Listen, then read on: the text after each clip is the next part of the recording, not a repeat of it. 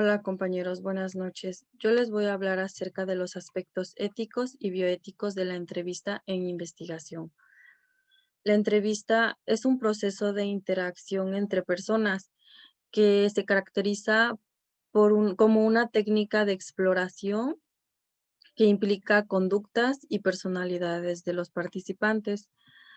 Una entrevista está compuesta por tres partes que sin ellas no puede ser nombrada como tal, las cuales son el entrevistador, que es el que hace las preguntas, el entrevistado, que es el que las responde, y el guión de preguntas, que es donde el entrevistado se guía para poder llevar un orden.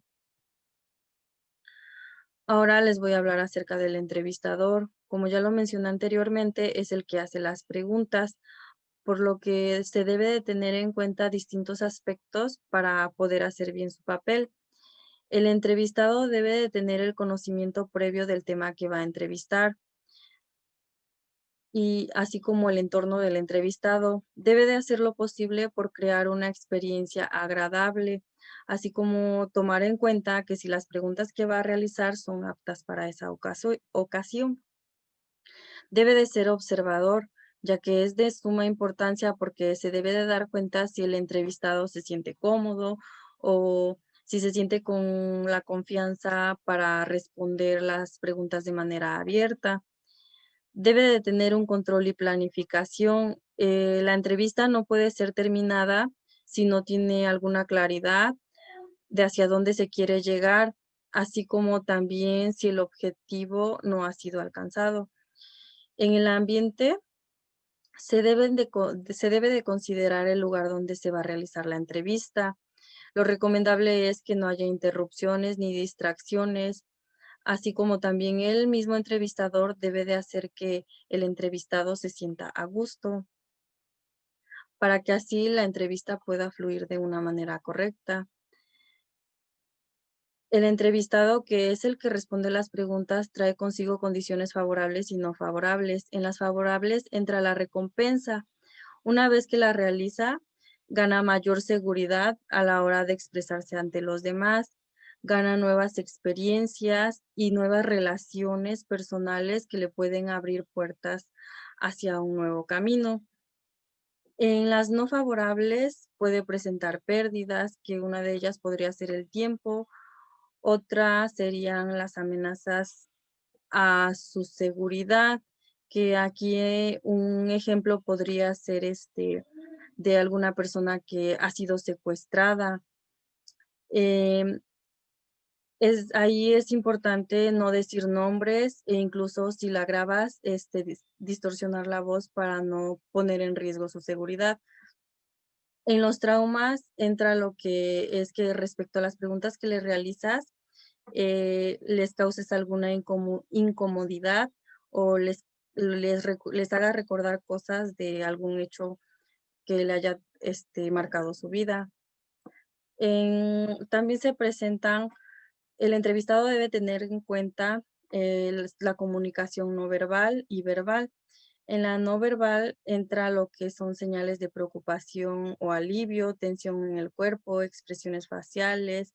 Y en la verbal, si se traba en las palabras o tarda mucho en contestar. En la entrevista se debe de ver como una oportunidad para expresar tus sentimientos e inquietudes y seas tomado en cuenta para actividades sociales o culturales. En el método, la entrevista es una investigación de naturaleza exploratoria. Algunos autores se centran en entrevistas psicológicas, entrevistas médicas o periodísticas. Estas han sido de gran utilidad para la construcción de algunos textos. En la discusión, la entrevista es un acto de doble sentido, donde debe de haber mucho cuidado para que pueda haber una fluidez comunicacional. Eh, También la entrevista tiene diferentes disposiciones afectivas, tiene múltiples usos, sin olvidar que la observación, participación y empatía forman parte de los métodos de investigación.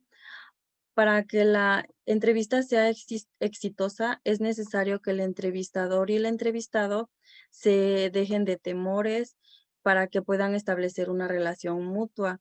Debe de haber una exactitud en las preguntas para que el entrevistado pueda entender y así responder las preguntas de una manera correcta.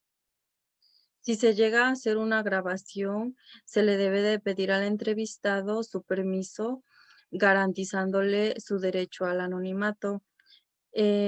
También requiere de guiones establecidos, ya que funcionan como guías, por lo tanto, debe ser preparado y utilizado.